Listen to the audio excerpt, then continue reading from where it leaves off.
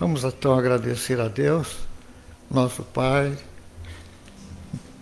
ao Mestre Jesus, ao Dr. Bezerra de Menezes, patrono da nossa casa.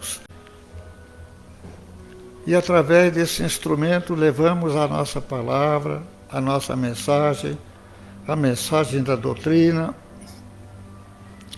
vibrando para um mundo melhor, vibrando pela paz do mundo, vibrando pela não violência e tantas coisas ruins que estamos vivendo nesse período. Assim sendo, nós rogamos a Deus, nosso Pai, nos envolver a todos também na oração, aos nossos familiares, enfim, a todos os presentes, os que nos veem, nos ouvem, que Deus nos dê a força, a coragem para continuar nossa luta, divulgando o bem. Obrigado, Senhor, por mais este dia. Graças a Deus, que assim seja. Bom dia a todos, que nos abençoe Jesus. A proposta espírita oferece a nós a oportunidade de nos melhorarmos. Ser hoje melhor do que ontem e amanhã melhor do que hoje. Victor Hugo, quando encarnado, deixou grafado na história um dos livros mais bonitos da humanidade, Os Miseráveis.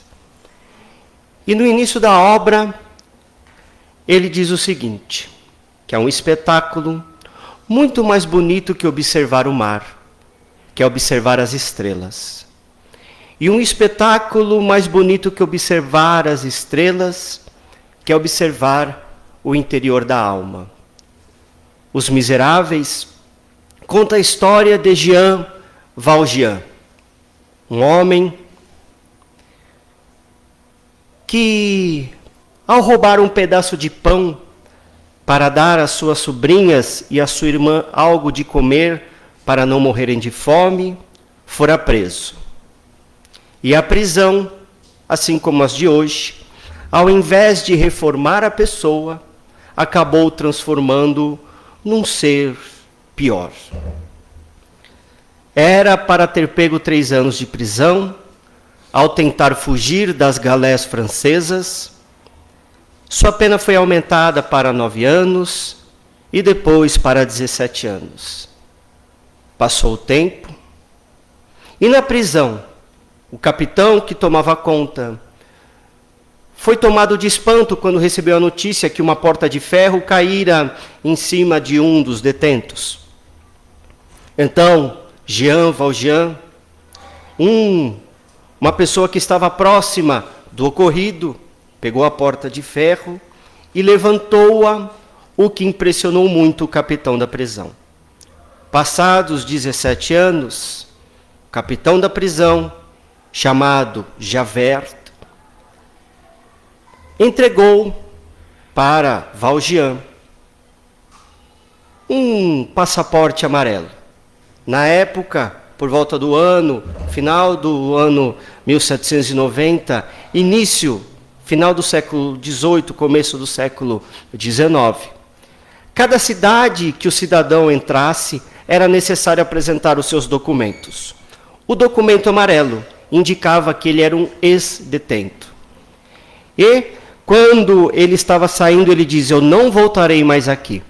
Eis que o capitão da polícia redargui que todos que saem das galés um dia retornam. E prosseguimos na história. Jean Valjean segue tentando entrar nas cidades, arrumar um lugar para dormir, era inverno, tentar um trabalho, mas todas as vezes que ele apresenta o documento amarelo, viram a cara para ele, viram o rosto e não querem que ele passe a noite ou que lhe trabalhe num lugar. Todos falam de uma segunda chance, mas ninguém oferece a mão para aquele que caiu um dia se levantar.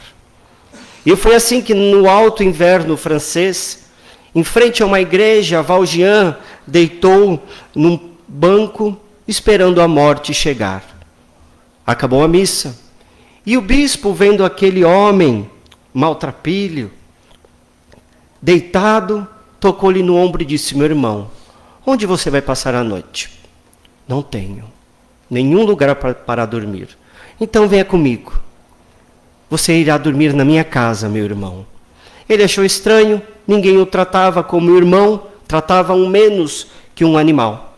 Foi à casa do bispo. Lá recebeu roupas novas, um lugar para tomar banho. E à noite, sopa quente, vinho. E em cima da mesa, o bispo colocou os talheres que ele tinha, que eram todos feitos de prata. Jean Valjean, então, esperou que todos dormissem e pensou: se eu roubar toda essa prataria, eu posso vender e fazer algum dinheiro. Dito e feito, quando o bispo adormeceu, o ex-detento pegou a prataria e fugiu da cidade, mas foi preso na borda de uma cidade com a outra. Como existia nas pratarias as iniciais do bispo, os guardas levaram-no até a casa do religioso. Lá estava o ex-detento que novamente incutiu no erro. E ele disse: ele roubou as suas pratarias, senhor bispo. E o bispo olhou aquilo e disse: de maneira nenhuma. Eu dei as pratarias para ele, para que ele pudesse vender, fazer algum dinheiro e poder comprar comida em algum lugar. Então podem libertar esse homem, porque eu quem ofereci isso a ele. Os guardas saíram e Jean Valjean ficou atônito com a postura do religioso, que voltou para trás e disse: mas meu amigo, você esqueceu algo.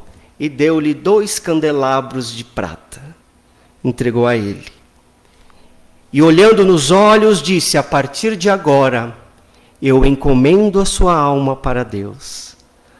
Todas as vezes que você pensar em fazer o mal, lembre-se que agora você está encomendado para Deus e a sua trajetória irá modificar. Iniciamos aí uma das histórias mais bonitas de toda a humanidade, se não fosse ficção, mas que confunde-se com toda certeza com a realidade. Jean Valjean saiu aquela noite tão atônito que na estrada não viu que um menino passava por ele, jogava uma moeda no chão e ele pisou na moeda. E o menino disse: senhor, pode dar licença? Por favor, minha moeda está embaixo do seu pé. Senhor, senhor. E Jean Valjean não escutava, ele estava pensativo em tudo o que acontecera. O bispo salvara a sua vida por 2 vezes. Por que ele fizera o bem a um homem que era mau? E o menino saiu correndo, porque aquele homem o estava assaltando, e foi até a polícia dar queixa. Pela descrição, o capitão da polícia sabia que aquele bandido era Jean Valjean, que desapareceu na noite. Mas antes, ele olhou para o chão e viu a moeda quando tirou o pé. Lembrou-se de uma criança e ainda tentou ir atrás dela e não encontrou. A história passa. Dali a alguns anos iremos encontrar a nossa personagem com uma cidadezinha afastada de onde ele estava, sendo um bom empresário. Uma fábrica de miçangas que vendia para toda a França. Era um homem bom, era um homem justo e tratava a todos como se fosse o seu próprio irmão. Ganhou tanta notoriedade que ele transformou-se em prefeito da cidade. E certo dia, ele tomou um choque, porque um novo capitão da polícia fora transferido para sua cidade. E era aquele mesmo capitão das prisões francesas, Javert. Nem desconfiou que o homem na sua frente fosse o ex-presidiário que ele procurara há muito tempo. Mas um dia, um acidente na cidade, uma charrete caiu em cima de um homem. O prefeito que estava perto, o nosso Valjean, pegou e levantou a charrete nas costas. E aquilo despertou em Javert uma lembrança. A lembrança daquela porta de ferro que um presidiário tirou de cima do outro. Naquela noite, ele não dormiu, o capitão da polícia.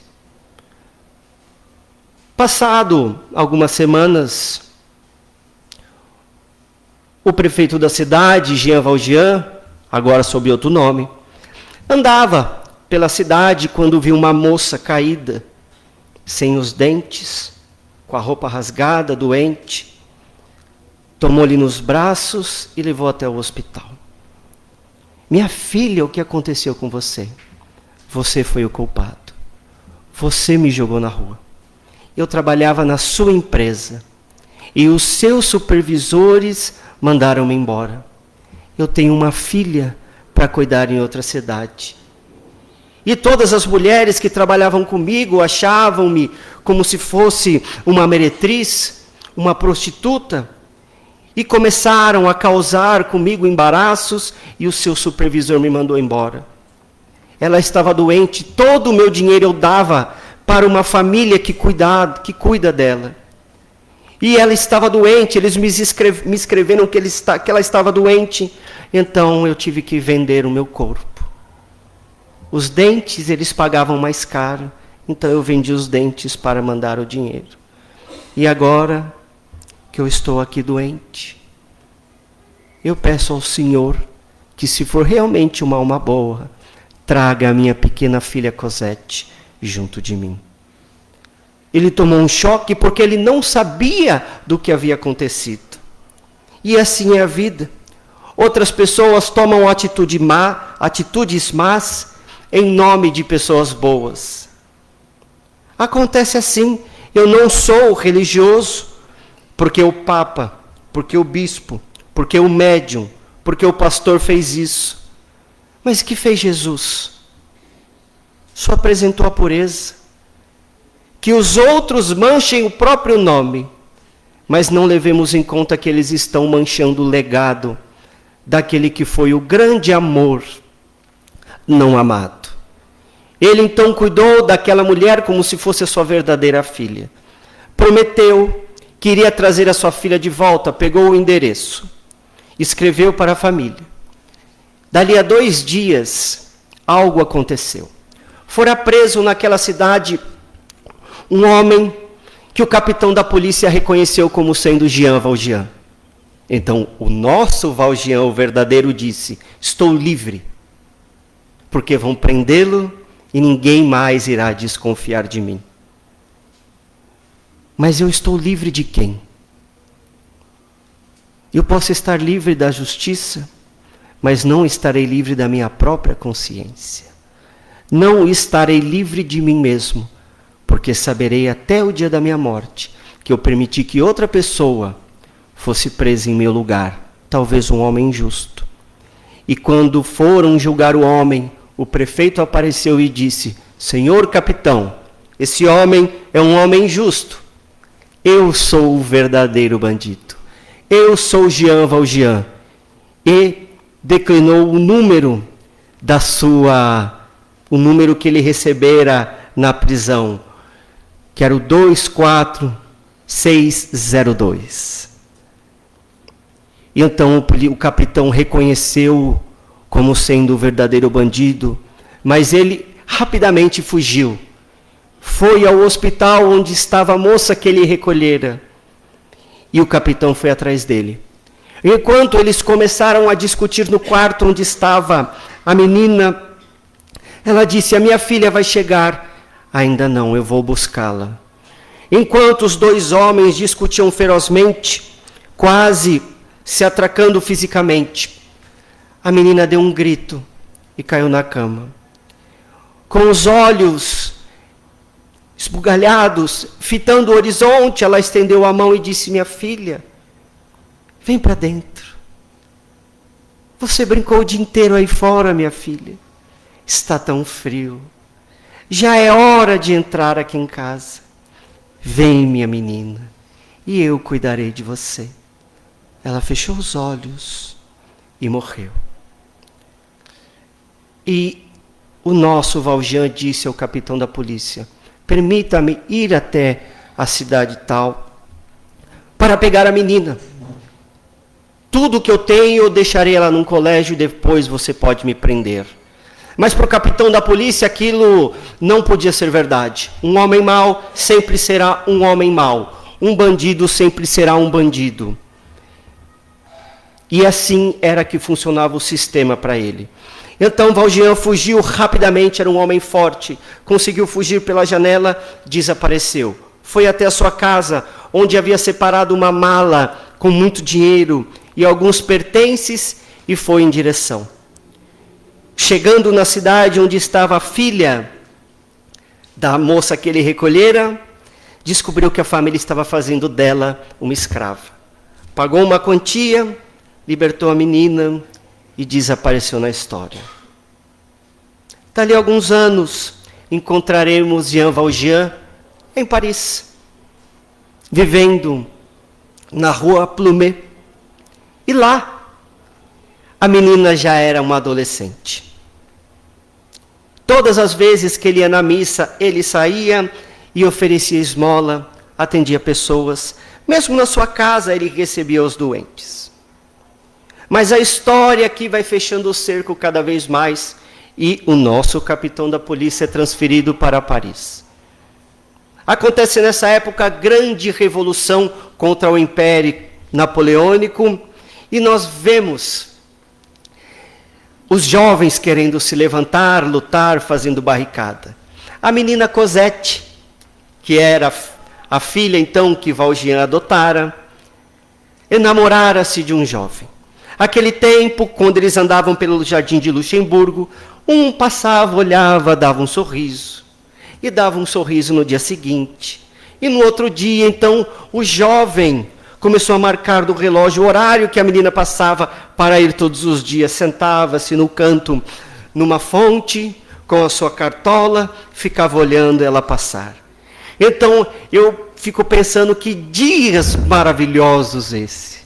Que as pessoas primeiro se olhavam, para depois trocar uma palavra, para depois um toque na mão, uma carta aqui. Demorava-se tanto tempo para casar que já estava idoso e não podia ter filho. Hoje as pessoas dão bom dia sem nem ter olhado o rosto na noite anterior e desfazem-se do companheiro ou da companheira, assim como se desfaz de uma roupa e coloca para lavar. Então foi esse amor que surgiu no coração da menina. Mas aquele jovem, ele era um revolucionário. E ele foi participar de umas barricadas que eles estendiam pelas ruas francesas. O pai, Valjean, sabendo daquilo, foi em direção à barricada. Porque os jovens pensam em tudo menos na consequência. Já que era o amor da sua vida, ele foi atrás dele para convencê-lo a sair da barricada. E quem é que colocou um uniforme igual dos jovens para se infiltrar e tentar prender os jovens? O capitão da polícia, Javert. Os dois estavam no mesmo local. E quando descobriram que o capitão da polícia estava naquela barricada, prenderam-no e amarraram no poste. Prenderam-no para matá-lo. E quando Valjean chegou lá, viu Javert, tomou um susto e disse: eu o matarei. Finalmente. Levou ele então longe dos jovens, num beco, sacou a arma e deu-lhe um tiro. Javert abriu a boca, atônito, pôs a mão no peito e quando olhou para frente a arma estava para cima. Vá, meu amigo. Eu ainda tenho algo para fazer aqui. E se você quiser prender-me, eu estarei na rua Plumet, número tal, e te esperarei ali. O capitão da polícia saiu atônito. Ele perseguiu Javert perseguiu Valjean a sua vida inteira. E como é que ele, naquele instante, podia salvar a sua vida? Começou os tiros na barricada. Javert, então, foi em direção à delegacia de polícia. O enamorado de sua filha foi ferido. Valjean tomou nos braços, entrou no esgoto parisiense e desapareceu. Quando for a sair, um bandido que passava por lá pediu um pagamento para que ele destrancasse a porta ou a grade do lugar. Ele então tirou a única coisa que tinha, que era um anel, e deu ao bandido. Bandido esse, que Victor Hugo coloca na história como sendo aquele homem que escravizou a menina Cosette quando ela era uma criança. Passa-se o tempo. Algumas semanas, há o casamento entre o jovem e a filha de Valjean. E o jovem descobre que Valjean tinha sido um bandido. E agindo de uma maneira completamente inconsequente, pede educadamente para que ele não apareça mais na vida da filha, porque ele era um homem mau e não podia modificar-se. Nesse mesmo tempo, o grande capitão da polícia não consegue aguentar a dura realidade que um homem mau pode se transformar em um homem bom. E acaba tirando e não podendo viver no mundo onde as pessoas possam se modificar, ele tira a própria vida no Rio Sena. Valjean, então, concorda com o genro e desaparece, morando a 2 quadras da onde eles moravam. Acontece que ele deixou para trás um caderninho onde ele anotava tudo.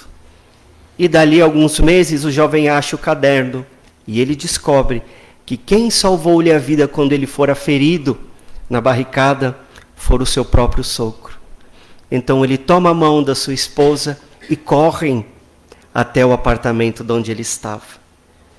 E quando eles chegam lá, ele está doente na cama, com poucos pertencem.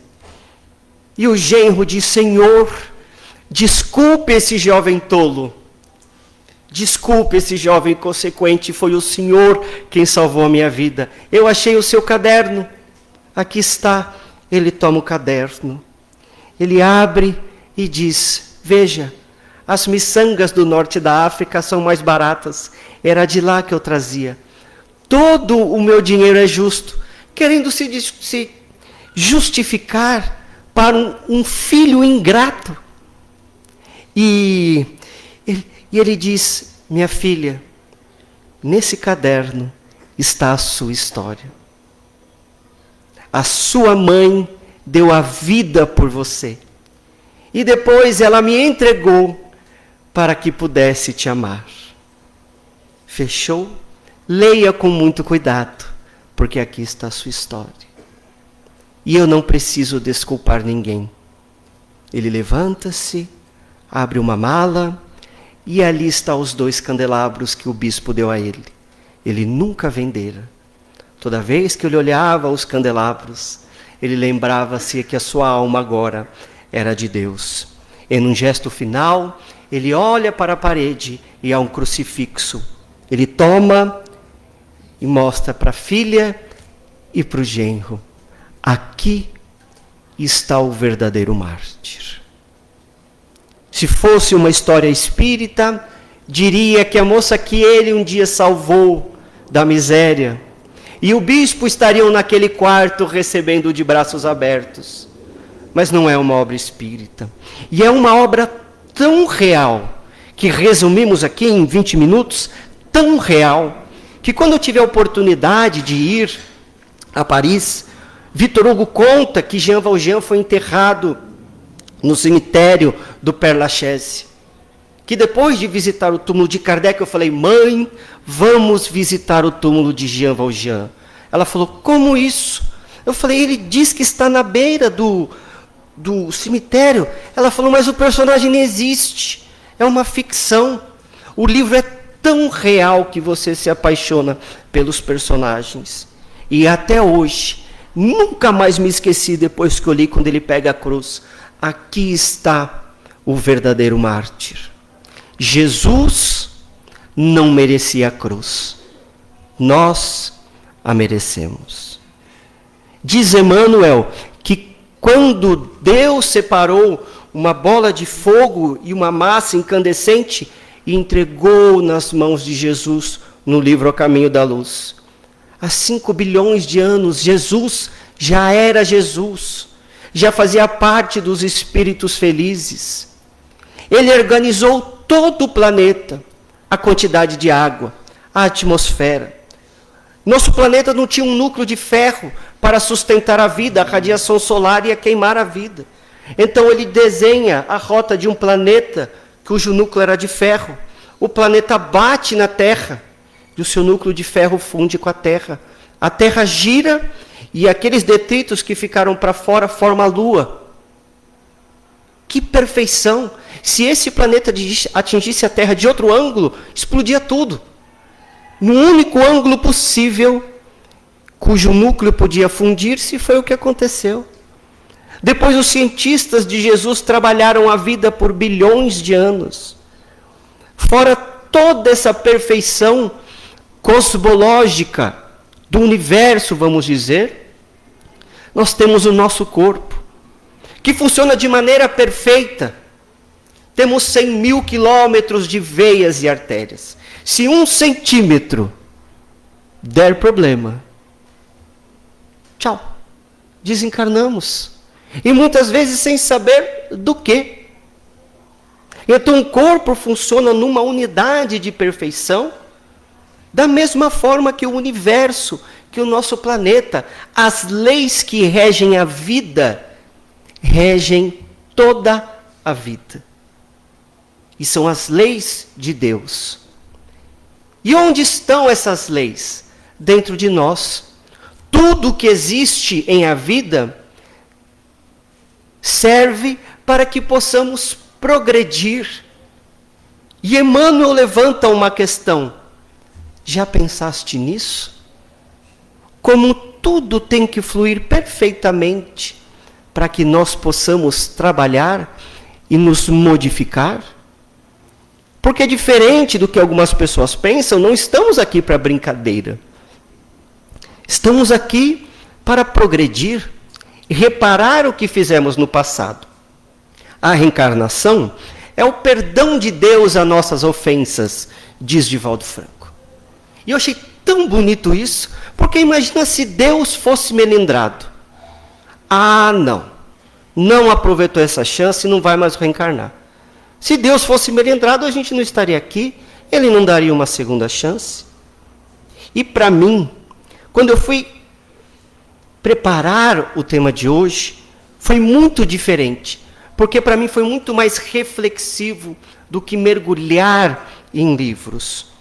Então eu me recordei que quando Jesus estava sobre a cruz, na cruz, sob a terra, ele estava no lugar mais alto. Toda a humanidade olhava Jesus de baixo para cima. Toda a humanidade o encarava. E naquele instante, ele deu talvez a sua maior lição. Perdoa, porque eles não sabem o que fazem. Perdoemo-nos. Perdoamos aos outros, ao próximo. Se alguém quer o nosso mal, deixa a pessoa querer o mal. Vamos nós querer o bem. Perdoemo-nos de ter errado no passado. Se hoje nos encontramos com questões de ordem emocional, questões de ordem fisiológica, biológica, de uma maneira simples, fomos nós quem fizemos isso com nós mesmos. Erramos no passado, mas temos uma nova chance de reparar esses erros. E todas as vezes que nós tentamos dar os primeiros passos, existem aquelas pessoas que querem nos puxar para baixo. Não vamos dar atenção a ela. Vamos olhar aquelas pessoas que estão de mãos estendidas, esperando que nós seguremos essas mãos para progredir junto. Quantas vezes as pessoas, os palestrantes da casa, se mergulham em livros, se expõem aqui na frente. E o que você achou da palestra? Achei muito boa, né? Que parte? Aquela parte que você falou que eles casam, né? Muito legal. Então, nós não viemos aqui no centro espírita, ou em qualquer causa religiosa, para simplesmente encontrarmos-nos com o espírito mais comum, o espírito guia de todo mundo, o irmão sono. Que tem aquelas pessoas que começam a fazer oração já são influenciadas pelo irmão sono. Então, são poucos minutos na semana que a gente tem para dedicar a uma boa leitura, a uma boa palestra. E eu me recordo, quando eu comecei a fazer palestra, quase 15 anos atrás já, quase 20 anos atrás, olha, Miguel falou que eu sou um jovem, mas já não sou tão jovem assim. E eu saí de uma palestra no interior de São Paulo, e foi uma coisa notável, porque conforme eu fazia palestra, o salão ia esvaziando. E eu falei, gente, o que eu estou falando de errado? E eu lembro que eu estudei muito para aquela... E falava, aí apitava alguma coisa e uma pessoa saía. Me falaram que era 1 hora de palestra. 1 hora é bastante para a gente ficar falando. Com 35 minutos, o salão estava vazio.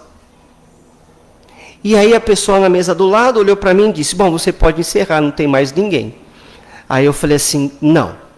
Vocês me chamaram para falar 1 hora, e eu vou falar 1 hora.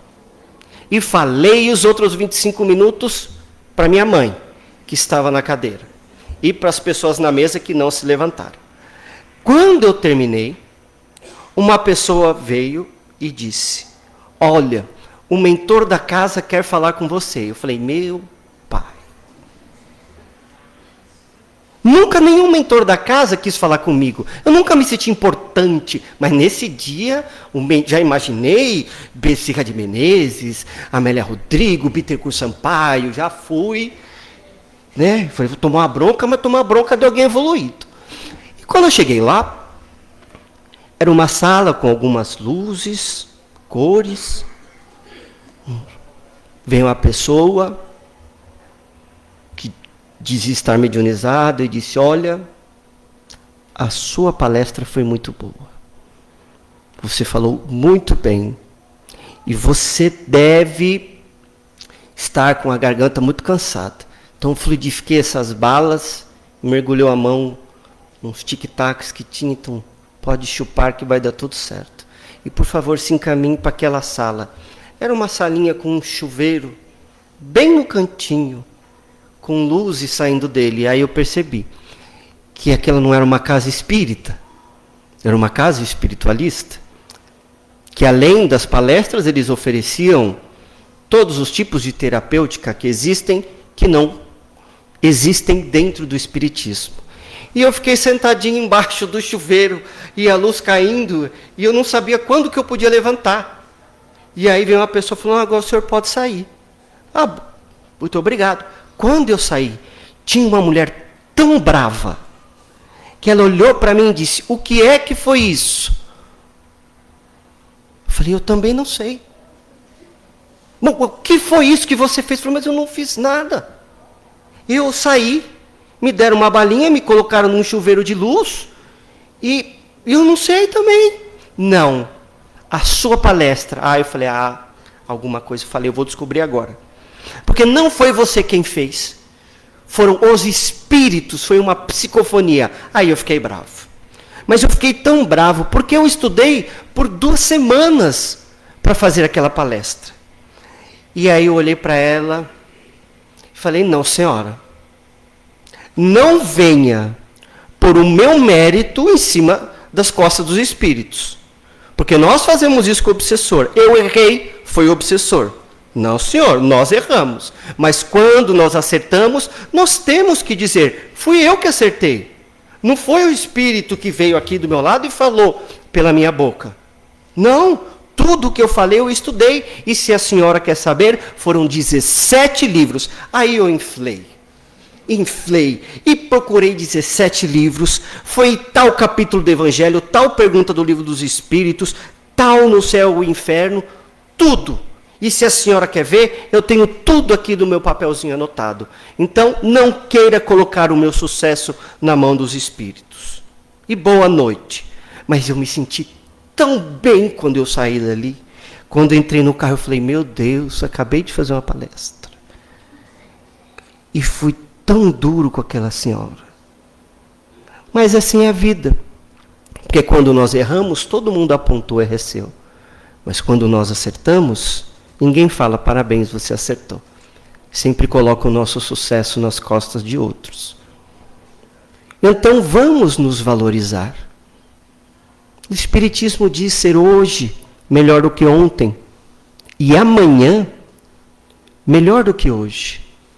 Perdoar aquilo que nós sofremos e aquilo que nós passamos. Perdoar os nossos erros. Saber que nós estamos acertando mais. Olhar mais para os nossos acertos do que para os nossos erros. Os erros chamam mais atenção, principalmente daqueles que não querem que nós progridamos. Mas o progresso é uma lei de Deus. Como saber se nós estamos de acordo com a lei de Deus? Elas estão dentro de nós. Quando nós ferimos a lei, está dentro de nós a consciência de culpa. E nós teremos uma nova chance. Mas pelo amor de Deus, não vamos ficar empurrando com a barriga mais uma reencarnação. Vamos fazer o que nós podemos agora. Agora é a nossa chance. Jesus, como eu disse, nunca mereceu a cruz. Mas ele optou para ser um exemplo para nós. Que até o melhor de todos nós não será visto como o melhor. O trajeto da cruz, do momento que ele recebeu até o Gólgota, onde ele foi crucificado, eram 800 metros. Para humilhá-lo, fizeram-no caminhar quase 8 quilômetros com a cruz nas costas. Uma cruz de quase 100 quilos. Fizeram-no passar em frente a escolas, a um mercado, locais religiosos. E ele não se humilhou. Aliás, ele humilhou-se para fazer-se o maior de todos. Então, por que nós estamos reclamando da nossa cruz, sendo que nós merecemos a nossa cruz? Nós merecemos porque nós erramos, infringimos a lei de Deus. Mas a perfeição é tão grande que quando ele estava na cruz e disse, perdoa, não sabem o que fazem, vamos olhar para nós e dizer, perdoa-me, eu não sabia o que eu fazia lá atrás. Hoje eu já tenho uma consciência melhor. Então muito será dado, muito será cobrado a quem muito foi dado. Nós já temos muito. Então quando chegar a hora da nossa própria consciência nos cobrar, vamos saber e ter a certeza que estamos devolvendo algo bom. Porque o que nós recebemos foi a boa nova e o Evangelho de Jesus redivivo, da maneira mais pura que existe, sabendo que Jesus já desceu da cruz e está de braços abertos nos esperando. Pensemos nisso, nas questões de Emmanuel. Tudo existe de maneira perfeita para que nós possamos nos aperfeiçoar. Muito obrigado.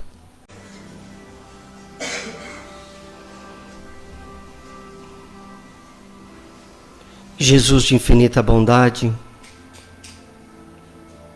nos encontramos aqui reunidos em Teu nome para exaltar as Tuas lições, os Teus exemplos e o Teu amor. Divino amigo, agradecemos pela oportunidade da reencarnação, pela oportunidade de progredirmos, pela saúde, pelo lar, pelo estudo, pelo trabalho. Te agradecemos pela família a que fazemos parte, que é a família que necessitamos e que necessita de nós, por mais difícil que seja. Estamos juntos para progredir. Estendemos as nossas vibrações àqueles que sofrem em presídios, em hospitais, que padecem os sofrimentos morais, que possam receber o amor aqui, amplificado pelo amor dos bons espíritos e pelo teu excelso amor, Jesus. Acompanha-nos de volta ao nosso lar, nos protegendo e nos abençoando hoje e sempre. Que assim seja.